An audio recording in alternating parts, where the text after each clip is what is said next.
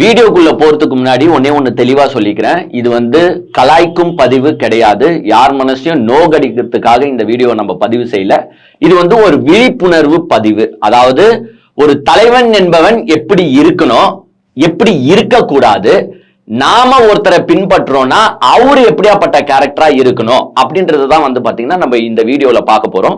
உங்களுக்கே நல்லா தெரியும், சாயங்காலத்துல இருந்து பாத்தீங்கன்னா ஒரு நியூஸ் அப்படியே பிளாஷா ஓடிட்டு இருக்கு. அதாவது பிரேக்கிங் நியூஸ் மாதிரி ஓடிட்டு இருக்கு. அதாவது விஜயோடைய மனைவி சங்கீதா பாத்தீங்கன்னா உங்களுக்கு செங்கல்பட்டு நீதிமன்றத்துல இன்னைக்கு போயிட்டு டிவோர்ஸ் பெட்டிஷன் பாத்தீங்கன்னா ஃபைல் பண்ணியிருக்காங்க. இது நம்மளுக்கு கொஞ்சம் கொஞ்சமாவே எல்லாருக்கும் தெரிந்த ஒரு விஷயம் தான். அதாவது விஜயும் அவருடைய மனைவியும் பாத்தீங்கன்னா பிரிஞ்சு இருக்காங்க. ரெண்டு பேரும் ஒன்னா இல்ல, அவருடைய குழந்தைகள் கூட பாத்தீங்கன்னா அவர் கூட இல்ல அப்படின்றது எல்லாருக்குமே தெரிஞ்ச விஷயம் தான். பட் ரெண்டு பேருமே தனித்தனியே இருந்தாங்களே தவிர்த்து அவங்களுக்குள்ள டிவோர்ஸ் பாத்தீங்கன்னா யாருமே அப்ளை பண்ணாம தான் இருந்தாங்க. பெரும்பாலும் பாத்தீங்கன்னா சில குடும்பத்துல இந்த மாதிரி பிரச்சனைகள் இருக்கும். ரெண்டு பேர் தனித்தனியே இருப்பாங்க, ஆனா டிவோர்ஸும் அப்ளை பண்ணிக்க மாட்டாங்க. ஆனா தனித்தனியா பாத்தீங்கன்னா வாழ்ந்துட்டு இருப்பாங்க. சில பேர் ஒரு எக்ஸ்ட்ரீமிட்டிக்கு போகும்போதுதான், அதாவது மனதளவுல ரொம்ப காயப்பட்டு இருக்கும் போதுதான் பாத்தீங்கன்னா இந்த மாதிரி டிவோர்ஸ போய் அப்ளை பண்ணுவாங்க. இப்போ நான் சின்ன டிவோர்ஸ் கிளாஸ் ஒன்னு எடுத்துறேன். டிவோர்ஸ்னா என்ன உங்களுக்கே நல்லா தெரியும். கணவனோ மனைவியோ பாத்தீங்கன்னா வாழ பிடிக்கலன்னா இந்த டிவோர்ஸ்ன்ற ஆப்ஷனை அவங்க யூஸ் பண்ணிக்கலாம். இப்போ டிவோர்ஸ பல விதமா பிரிப்பாங்க. அதுல முதல் விதம் அப்படின்னு பாத்தீங்கன்னா மியூச்சுவல் கன்சென்ட்னு சொல்லுவாங்க. மியூச்சுவல் கன்சென்ட்னா என்னன்னா, மனைவியும் ஒத்துக்கிறாங்க, கணவனும் ஒத்துக்கிறாங்க. அதாவது எனக்கு உன் கூட வாழ பிடிக்கல, உனக்கு என் கூட வாழ பிடிக்கல, வா ரெண்டு பேருமே கோர்ட்டுக்கு போவோம், ரெண்டு பேருமே மியூச்சுவலா அக்ரி பண்ணிப்போம். மியூச்சுவலா ஒன்னா சேர்ந்து நீங்க அப்ளை பண்ணீங்கன்னா ப்ராசஸும் எளிது, சின்ன ப்ராசஸ் தான். ஒரு 3 மாசத்துலயே பாத்தீங்கன்னா உங்களுக்கு டிவோர்ஸ் வாங்கி கொடுத்துருவாங்க உங்களுடைய வழக்கறிஞர்கள்.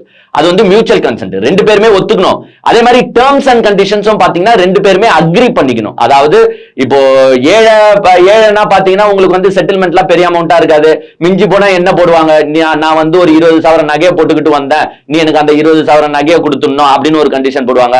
இதே குழந்தைகள் இல்லைன்னா ஈஸியா முடிஞ்சிடும். குழந்தைகள் இருந்தா குழந்தைகள் யார்கிட்ட இருக்கணும், எத்தனை மாசம் என்கிட்ட இருக்கணும், எத்தனை மாசம் உன்கிட்ட இருக்கணும், இல்ல நீயே பாத்துக்கிறியா, இந்த மாதிரி கண்டிஷன்ஸ ரெண்டு பார்ட்டியும் அக்ரி பண்ணிக்கிட்டு மியூச்சுவல் கன்சென்ட்டா போனாங்கன்னா டப்புன்னு முடிச்சிருவாங்க. பட் பெரிய பணக்காரங்களா இருக்கும் பொழுது உங்களுக்கு இந்த மியூச்சுவல் கன்சென்ட்ல என்ன ஆயிடும் பாத்தீங்கன்னா, உங்களுக்கு அந்த அமௌண்ட், அந்த செட்டில்மெண்ட் அமௌண்ட்ன்றது அவங்க பேசி முடிக்கிறதுக்கே டைம் ஆயிடும்.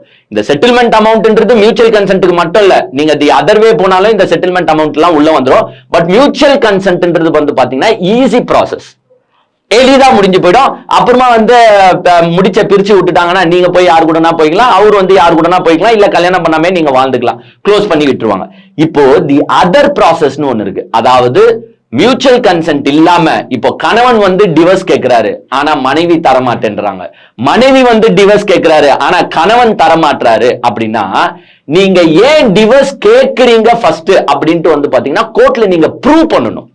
இப்போ ஃபார் எக்ஸாம்பிள் மனைவி கணவன் மேல குற்றச்சாட்டு வைப்பாங்க. இவர் பாத்தீங்கன்னா என்ன போட்டு அடிக்கிறாரு, தினசரி குடிச்சிட்டு பிரச்சனையை ஏற்படுத்துறாரு, என்ன மாடு மாதிரி போட்டு அடிக்கிறாரு. அது மட்டும் இல்லாம இவருக்கு பாத்தீங்கன்னா இல்லீகல் அஃபேர் ஒண்ணு இருக்கு, வேற ஒரு பொண்ணோட தொடர்பு இருக்கு, அப்படி இப்படின்ட்டு பாத்தீங்கன்னா அவங்க பெட்டிஷனை போட்டு டிவோர்ஸ கேட்பாங்க. அதை இவங்க ப்ரூவ் பண்ணணும். ஆக்சுவலா இப்ப கணவன் அடிக்கிறாருன்னா அதை ப்ரூவ் பண்ணணும். கணவன் இல்லீகல் அஃபேர்ல இருக்கிறாருன்னா ப்ரூவ் பண்ணணும். ப்ரூவ் பண்ணாதான் அவங்க டிவோர்ஸ் தருவாங்களே தவிர்த்து ப்ரூவ் பண்ணாம நீ சும்மா கேட்ட உன்னெல்லாம் டிவோர்ஸ் குத்துற மாட்டாங்க. அதே இன்டர்ன் கணவனும் பாத்தீங்கன்னா அந்த கிரவுண்ட்ஸ்ல அப்ளை பண்ணலாம். மேபி வைஃபுக்கு இல்லீகல் அஃபேர் இருக்குன்னா கணவனும் பாத்தீங்கன்னா இந்த டிவோர்ஸ் ப்ரொசீஜர் அவரும் பாத்தீங்கன்னா போட்டு டிவோர்ஸை கேட்கலாம். இதுக்கு ரெண்டு பார்ட்டியும் ப்ரூவ் பண்ண வேண்டிய கட்டாயத்துல இருப்பாங்க. இப்போ விஜயோட மனைவி பாத்தீங்கன்னா இன்னைக்கு போயிட்டு செங்கல்பட்டு கோர்ட்ல டிவோர்ஸ் அப்ளை பண்ணிருக்காங்க. அவங்க எந்த கிரவுண்ட்ஸ்ல அப்ளை பண்ணிருக்காங்கன்னா, அவங்க மியூச்சுவல் கன்சென்ட் கேட்கல.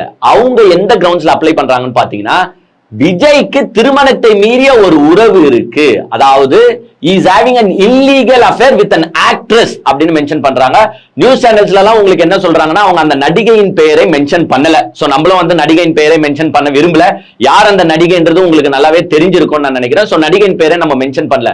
அவங்க என்ன சொல்றாங்கன்னா, எங்களுக்கு 1999 கல்யாணம் ஆச்சு, அதுக்கப்புறமா பாத்தீங்கன்னா நல்லா தான் வாழ்ந்துட்டு வந்தோம், நான் ஏப்ரல் மாசம் 2021 தான் கண்டுபிடிக்கிறேன். அதாவது விஜய்க்கும் அந்த நடிகைக்கும் தொடர்பு இருக்கு அப்படின்றத 2021 தான் நான் கண்டுபிடிக்கிறேன். பட் அவங்களுக்கு அதுக்கு முன்னாடில இருந்த நீண்ட காலமாக தொடர்பு இருந்திருக்கு.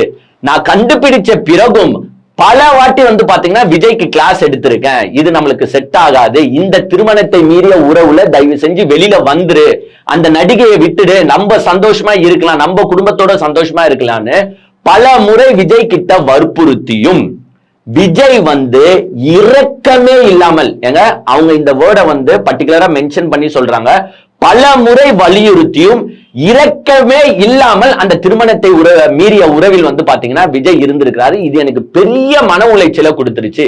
அது மட்டும் இல்லாம குழந்தைகளுக்கு வந்து பாத்தீங்கன்னா மிகப்பெரிய அவமானத்தை வந்து இது பெற்று தருது. அதனால எனக்கு மனசே தாங்கல. அதாவது மியூச்சுவல் கன்சென்ட்டுக்கு போயிருந்தாங்கன்னா அது இட்ஸ் ஈஸி ப்ராசஸ். பட் அவங்க எந்த அளவுக்கு மனதளவுல கஷ்டப்பட்டு இருந்தா, எங்க உங்களுக்கே நல்லா தெரியும், விஜய் வந்து இப்போ ஒரு கட்சி ஆரம்பிச்சுட்டாரு, ஒரு கட்சியோட தலைவரா இருக்கிறாரு. இந்த நேரத்திலையும் விஜயோட இமேஜ உடைச்சே ஆகணும்ட்டு அவங்க ஒரு டிவோர்ஸ் பெட்டிஷனை இந்த இல்லீகல் அஃபேர் அப்படின்ற இதுல போடுறாங்கன்னா அப்ப கொஞ்சம் நினைச்சு பாருங்களேன், அவங்க மனதளவுல எவ்வளவு பாதிக்கப்பட்டிருப்பாங்க. இல்லைன்னா மோஸ்ட்லி யாரும் இதை செய்ய மாட்டாங்க. சரி, அவன் ஏதோ போயிட்டானே, அவன் வேற அரசியல் கட்சியை வச்சுட்டு இருக்கான், மன்னிச்சு விட்டுடலாம், நம்ம வேணா டிவோர்ஸ் மியூச்சுவல் கன்சென்ட் கேட்டு வாங்கிக்கலாம்னு போயிருக்கலாம். பட் அவங்க இந்த பேஸ்ல இந்த கிரவுண்ட்ஸ்ல போறாங்க அப்படின்னும் போது அவங்க மனதளவுல எவ்வளவு பாதிக்கப்பட்டிருப்பாங்கன்றத நம்ம ஃபர்ஸ்ட் உணரணும். ஏன்னா அவங்களே அந்த பெட்டிஷன்ல சொல்லியிருக்காங்க போல, அந்த பெட்டிஷன்ல தெளிவா எக்ஸ்பிளைன் பண்ணிருக்காங்க, நாங்க ஒரே வீட்டுல இருந்தாலும், அதாவது ஏப்ரல் 2021 பிறகு ஒரே வீட்டுல இருந்தாலும் நாங்கள் தனித்தனியே தான் வசித்து வந்திருக்கோம். அந்த பிரச்சனைக்கு அப்புறமாவே பாத்தீங்கன்னா அவரு எனக்கு பல்வேறு கட்டுப்பாடுகளை போட்டிருக்காரு, என்ன வெளியில ஒழுங்கா விட்டுட்டு கிடையாது. அது மட்டும் இல்லாம பொருளாதார கட்டுப்பாடுகளும் நிறைய போட்டிருக்காரு. இது எல்லாமே எனக்கு பெரிய மன கஷ்டத்தை கொடுத்திருக்கு. அப்புறமா வந்து பாத்தீங்கன்னா இவங்க வந்து ஃபாரின் கண்ட்ரி போயிட்டு அவங்க பசங்களோட வசித்து வந்திருக்கிறது நம்மளுக்கு தெரிஞ்ச தகவல் தான். சோ இந்த கிரவுண்ட்ஸ்ல வந்து பாத்தீங்கன்னா விஜயோட மனைவி வந்து இன்னைக்கு கோர்ட்ல பெட்டிஷன் ஃபைல் பண்ணிருக்காங்க. அதாவது கோர்ட் எப்படி இந்த பெட்டிஷனை மூவ் பண்ணணும்னு பாத்தீங்கன்னா, எல்லாத்தையும் சங்கீதா அவர்கள் ப்ரூவ் பண்ணணும். ப்ரூவ் பண்ணா மட்டும்தான் கோர்ட் வந்து அந்த டிவோர்ஸை வந்து ப்ரொசீட் பண்ணுவாங்க, டிவோர்ஸும் வாங்கி கொடுப்பாங்க. சோ இவங்க ப்ரூவ் பண்ணணும்னா ஆக்சுவலா நம்ம கிட்ட என்னென்ன எவிடன்ஸ் இருக்கணும்னா, அந்த நடிகையோடு விஜய் தொடர்பில் இருந்தார் அப்படின்றதுக்கு என்ன எவிடன்ஸ் சங்கீதா கிட்ட இருக்குன்னு கோர்ட் கேட்கும். நாளை பின்ன கேஸ் ப்ரொசீட் ஆகும்போது கோர்ட் கேட்கும். ஒன்னு வீடியோ எவிடன்ஸோ, இல்ல ஆடியோ எவிடன்ஸோ, இல்ல வாட்ஸ்அப் சாட் எவிடன்ஸோ, இல்ல கால் ரெக்கார்டிங்கோ, இந்த மாதிரி எவிடன்ஸ் வந்து நீங்க சப்மிட் பண்ணணும். அதாவது அந்த பர்டிகுலர் நடிகை கூட விஜய் உறவில் இருந்தார் அப்படின்றதுக்கான எவிடன்ஸை வந்து நீங்க சப்மிட் பண்ணணும். நீங்க போற போக்குல வந்து விஜய் கட்டவர், விஜய் இந்த நடிகையோட தொடர்புல இருக்காருன்னா சொல்லிட்டு போனா அவங்க டிவோர்ஸ் தர மாட்டாங்க. சோ இவங்க வந்து ப்ரூவ் பண்ற நிலைமைக்கு தள்ளப்படுவார்கள். அதையும் இவங்க வந்து கிளீனா மென்ஷன் பண்றாங்க. இவங்க என்ன சொல்றாங்கன்னா, நான் வந்து இப்போதைக்கு ஒரு சமூக அக்கறையோடு அந்த நடிகையின் பெயரை வெளியிடாமல் இருக்கிறேன்.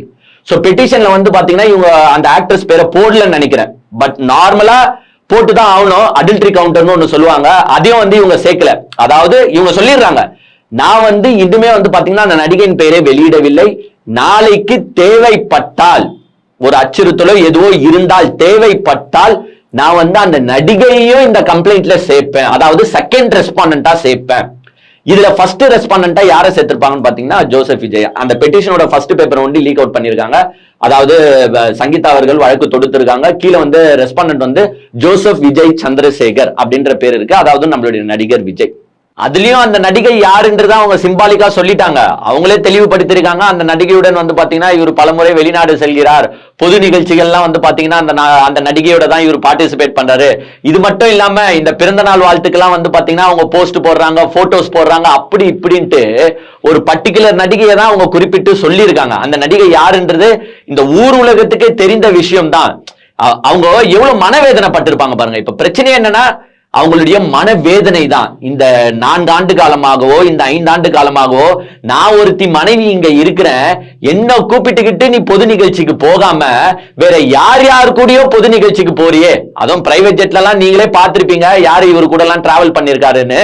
சோ அததான் அவங்க மீன் பண்ணி மன வருத்தத்துடன் என்ன கூட்டிட்டு போகாம நீ யார் யாரையோ கூட்டிட்டு சுத்திட்டு இருக்கிறியே, அப்போ எனக்கு உன் கூட வாழ விருப்பம் இல்லை, எனக்கு டிவோர்ஸ் வேணும், அந்த மாதிரி தான் வந்து பாத்தீங்கன்னா இவங்க எடுத்துட்டு போயிருக்காங்க.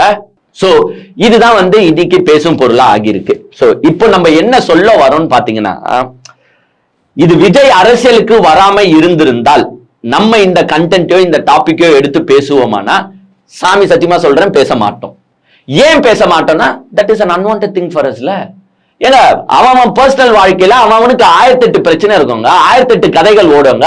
எல்லார் வாழ்க்கையும் இங்க சாக்கடையா தான் இருக்கு, எவன் வாழ்க்கையும் இங்க தூய்மையா இல்ல. சோ அதை பத்தி நம்ம பேச போறோமா?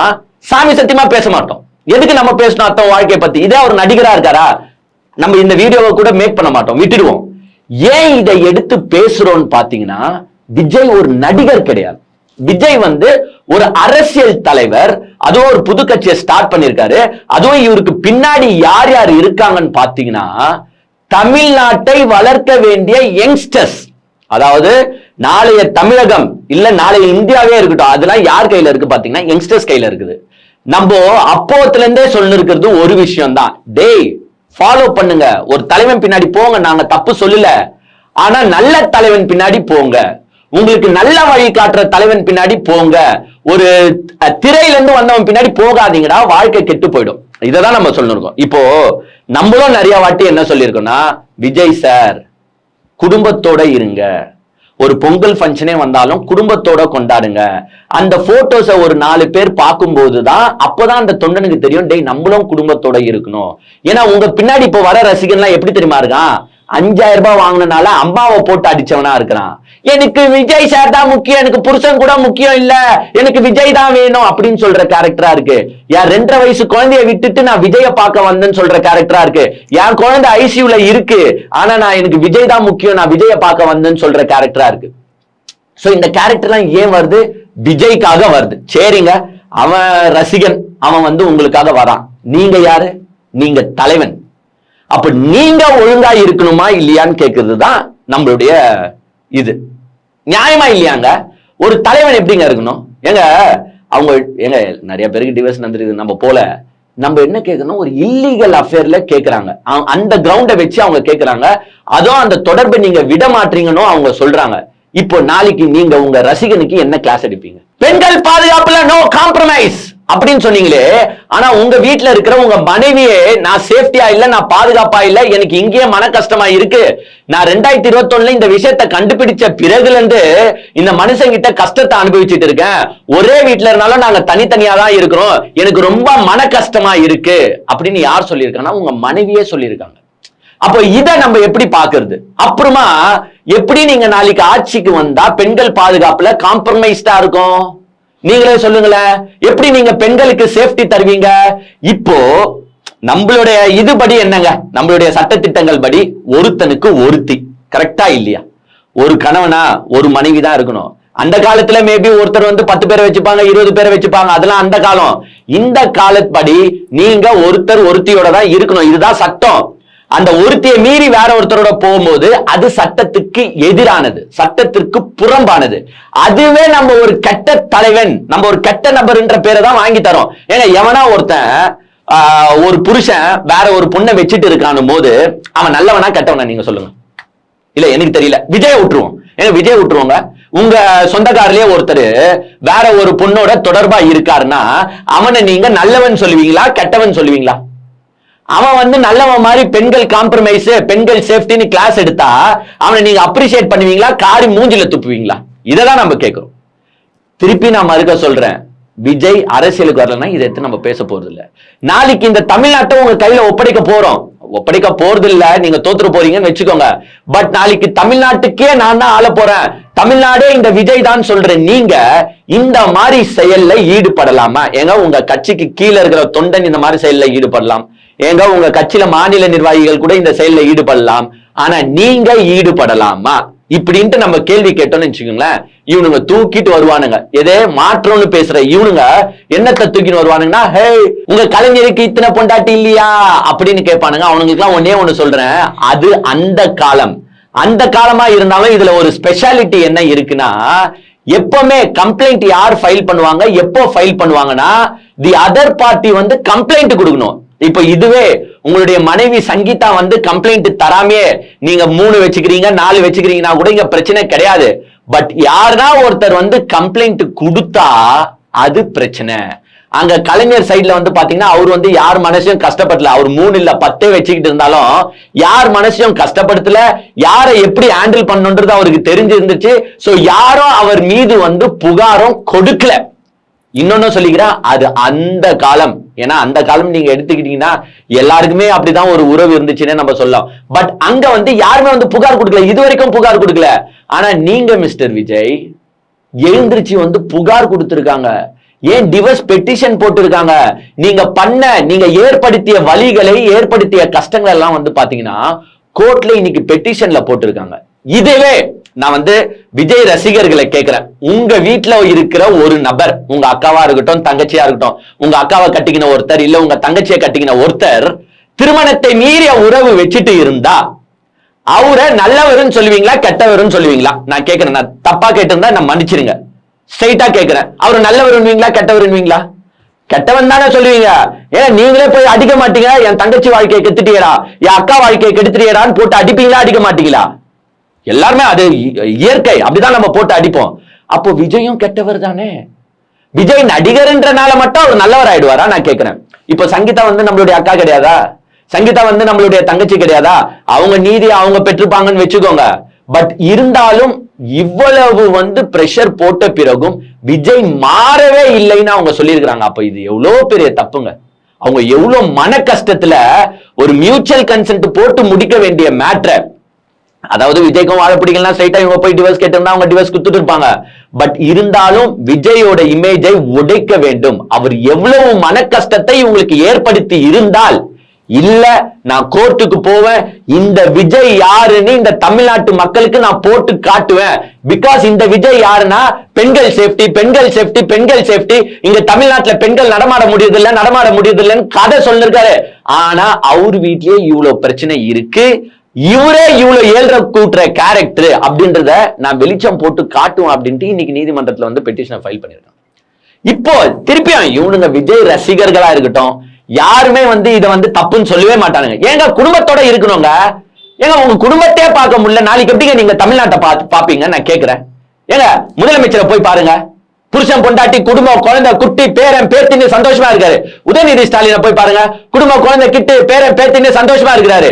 ஏதோ உதயநிதி எங்கேயோ வந்து இன்ஸ்டாகிராம்ல ஒரு ரீபோஸ்ட் பண்ணிட்டாராங்க. அது அவர் பண்ணாரா இல்ல இவனுங்க கிரியேட் பண்ணாரான்னு கூட எவனுக்கும் தெரியாது. ரீபோஸ்ட் பண்ணதுக்கே இவனுங்க எடுத்து அதை மேட அளவுக்கு பேசினானுங்க. ஆனா இங்க ஒண்ணு மனைவியை விட்டுட்டு இன்னொரு நடிகை பின்னாடி சுத்தி இருக்கு, அதை பத்தி பேசுவானுங்களா? பேச மாட்டானுங்க. இத அஜித் கிட்ட இருந்து கத்துக்கோங்க. அஜித்தோட மனைவியோட எவ்வளவு சந்தோஷமா இருக்காரு, குழந்தை குட்டியோட சந்தோஷமா இருக்காரு பாருங்க. அதுதாங்க ஒரு நடிகன், ஒரு தலைவன். ஆக்சுவலா தன்னுடைய தொண்டர்களை, அதை தான் நம்ம எப்பவுமே சொல்லுறது, அஜித் சார் தன்னுடைய தொண்டர்களை எப்படி பாக்குறாரு பாருங்க. தொண்டன் நல்லா இருக்கணும்னு யோசிக்கிற கேரக்டர் அஜித் சார். தொண்டன் கெட்டு போயிடக்கூடாது, அவன் ஃபர்ஸ்ட் தன்னுடைய குடும்பத்தை பார்க்கணும், அப்புறமா ஃப்ரீயா இருக்கிற டைம்ல என் படத்தை வந்து பாரு அப்படின்னு அஜித் சார் கிளாஸ் எடுத்திருக்காரு. நீங்க என்னைக்குன்னா உங்க ரசிகனுக்கு கிளாஸ் எடுத்திருக்கீங்களா? இது மாதிரி கரூர்ல 41 பேர் செத்து போனாங்க. எங்க இப்ப தெரியுது நம்மளுக்கு இந்த மனுஷன் எந்த மாதிரி கேரக்டர்னு. கொஞ்சோண்டு அந்த அம்மா சங்கீதா அம்மாவை நினைச்சு பாருங்களேன். ஒரு வீட்டுல இருந்திருக்காங்க, 2 பேர் நாங்க தனித்தனியா தான் இருந்தோம், பல வாட்டி கண்டுபிடிச்சு சொல்லியும் இவர் திருந்தலன்னு சொல்லியிருக்காங்கன்னா அவங்களை எப்படிலாம் இவர் ட்ரீட் பண்ணிருப்பாரு பாருங்க. ஏன்னா கரூர்ல 41 பேர் செத்து போன பிறகும் வீட்டுல வந்துட்டு 3வது நாள் தென்னாவுட்டா என்ன வீடியோ போட்டாரு, ஸ்டாலின் சார் பழி வாங்கணும்னா என்ன வீட்டுல வந்து பழி வாங்குங்க, அவங்கள விட்டுடுங்க. இந்த மாதிரி கேவலமான அரசியலை செய்து கொண்டு இந்த தமிழ்நாட்டு இளைஞர்களுக்கு ஒரு கேவலமான முன்னுதாரணமா இருப்பவர் யாருன்னு வந்து பாத்தீங்கன்னா விஜய். நான் திருப்பி சொல்றேன், இது எஸ் அப்கோர்ஸ் எல்லாருடைய தனிப்பட்ட வாழ்க்கை தான் இது. இதுவே விஜய் ஒரு நடிகராக இருந்திருந்தால் அந்த வாழ்க்கையை எடுத்து நம்ம இப்ப பேசிருப்போம்னா சாமி சத்தியமா பேசிருக்க மாட்டோம். ஏன் இப்ப கூட பாத்தீங்கன்னா தனுஷ்கும் ரஜினி சார் பொண்ணுக்கும் டிவோர்ஸ் ஆச்சு, நம்ம பேசவே இல்லை. பல பேருக்கு டிவோர்ஸ் ஆகிருக்கு, நம்ம பேசவே இல்லை. ஏன் பேசணும்? அது அவங்க தனிப்பட்ட வாழ்க்கை, அவங்க டிவோர்ஸ் பண்ணிப்பாங்க, யாருன்னா கல்யாணம் பண்ணிப்பாங்க. பட் இதை ஏன் எதிர்த்து பேசுறோம்னா, விஜயை நம்பி நாளைக்கு இளைஞர் பட்டாளம் இருக்கு. இவனுங்க இந்த மாதிரி கேரக்டர் தெரியுமா, ஏய் எங்க அண்ணன் விஜய் டிவோர்ஸ் பண்ணிட்டாரா, நான் டிவோர்ஸ் பண்ண போறேன்டா என் பொண்டாட்டிய அப்படின்னு சுத்துற தற்கூறிங்க இதுங்க. பொண்ணுங்களா என்ன தெரியுமா செய்யும், ஏய் சங்கீதாக்கா எங்க அண்ணனை விட்டு போயிட்டாங்கடா, நான் கொடுக்குறேன்டா எங்க அண்ணனுக்கு வாழ்க்கை அப்படின்ட்டு இந்த பொண்ணுங்களா வந்து ஏஞ்சி கிளம்பி பனையூருக்கு போவோம். ஏன்னா அந்த மாதிரி தற்கொலை கூட்டத்தை தான் விஜய் வளர்த்திருக்கிறார்.